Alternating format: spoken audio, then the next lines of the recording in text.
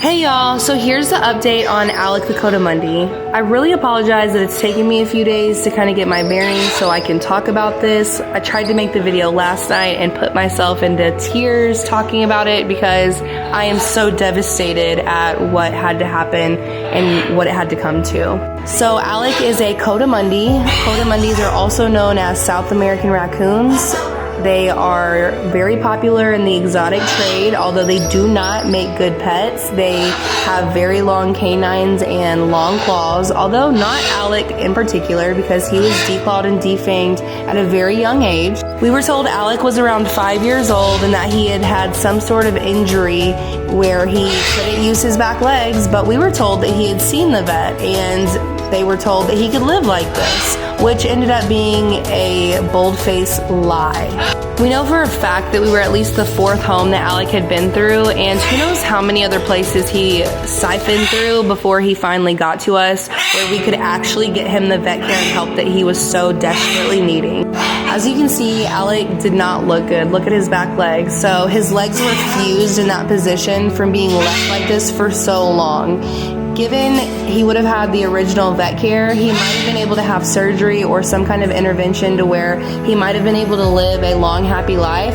But instead, somebody let him stay in this condition, lied to people about getting him vet care, and then just allowed him to suffer. Once we sedated him at the vet, we could see that he had broken his back at some point, and it had kind of fused itself back together, not really healing itself at all. So poor Alec drug himself around just to move in constant pain.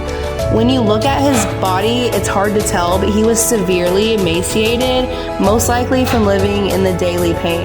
So the gentleman who had rescued him, who only had him a month, he could see that Alec needed help.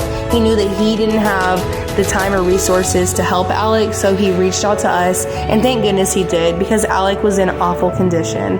As you can see here, I've known this dude less than 24 hours, but I could see that he already knew I just wanted to love him, I just wanted to help, and here he was, letting me give him kisses, literally just a couple hours after squealing at me and trying to rip my hand off, and rightfully so, because if I were him, I would want to harm a human as well after treating me like this. So you can see here, this is mostly urine scald from him dragging himself around in his own feces, which is kind of inevitable with an animal that's in this condition if you can't pick them up and bathe them daily. You're also going to see his feet and his nails. So he's declawed, but his claws were still growing back through his feet, which was likely very painful and uncomfortable. So he was likely chewing on his feet fairly often. He had arthritis literally throughout his entire spine and in the thick of his tail. So this dude lived in constant pain. The most humane thing was for us to euthanize him at our vet, which was so devastating and sad. So we are cremating him,